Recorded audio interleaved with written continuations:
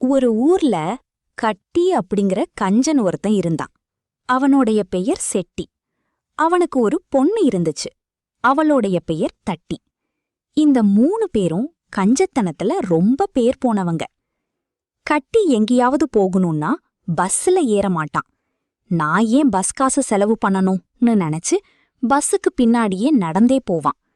ஏதாவது போராட்டம் நடந்தா அதுல கலந்து இலவசமா பயணம் பண்ணி பஸ் காசை மிச்சம் பண்ணுவான். இவங்கிட்ட பைக் இருந்தாலும் கூட அதை எடுக்க மாட்டான். யாராவது தெரிஞ்சவங்க பைக்ல லிஃப்ட் கேட்டுதான் போவான். அவனுடைய பொண்டாட்டி செட்டியும் அதே மாதிரி கஞ்சம். வீட்டுக்கு தேவையான எண்ணெய், அரிசி, சக்கரை எல்லாத்தையும் பக்கத்து வீடு, எதிர் வீடு, தெரிஞ்சவங்க வீட்ல இருந்து கடன் வாங்கிதான் சமாளிப்பாங்க. தங்களோட வீட்ல இருந்தாலும் கூட அதை எடுத்து பயன்படுத்த மனசு வராது. அவங்களுடைய பொண்ணு தட்டியும் அதே மாதிரி.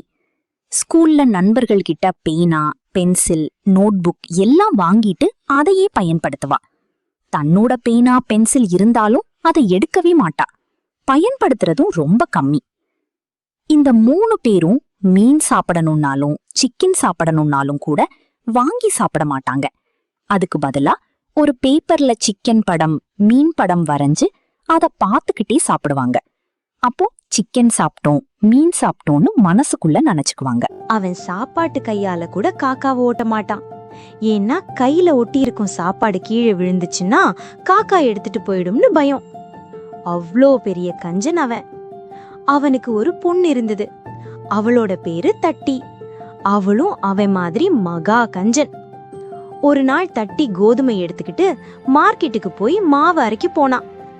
மாவு அரைச்சிட்டு பாத்திரத்துல எடுத்துக்கிட்டு வரும்போது திடீர்னு கால் தடுக்கி மாவெல்லாம் ரோட்ல கொட்டிடுச்சு. அத பார்த்ததும் தட்டி என்ன பண்ணுச்சு தெரியுமா?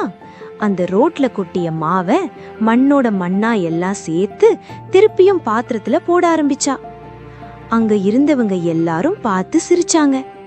கட்டி கஞ்சன் சரி, இந்த பொண்ணு அதையும் மிஞ்சிட்டாளேன்னு பேசிக்கிட்டே இருந்தாங்க. ஆனா இன்னொருத்தன் சொன்னா, இது கஞ்சத்துக்கு மேல உஷாரே இல்லாம இருக்குதுன்னு. தட்டி அந்த மாவெல்லாம் எடுத்துக்கிட்டு அதுக்கப்புறம் மெதுவா நடந்து போயிட்டே இருந்தா. ஆனா உள்ளுக்குள்ள அவ சிரிச்சுக்கிட்டே இருந்தா. ஏன்னா உண்மையா என்ன நடந்துச்சு தெரியுமா? அந்த ரோட்ல ஒரு தங்க சங்கிலி கிடந்தது.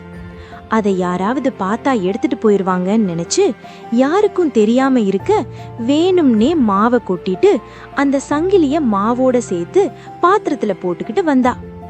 இதெல்லாம் யாருக்கும் தெரியல. அவங்க அப்பா 5 அடி பாஞ்சா அவங்க பொண்ணு 50 அடி பாய்வா. அப்பா கஞ்சத்தனத்துல எவ்ளோ பேர் போனவரோ அதை விட ஒரு படி மேலே அவங்க பொண்ணு இருப்பா. இதுல என்ன சந்தேகம்?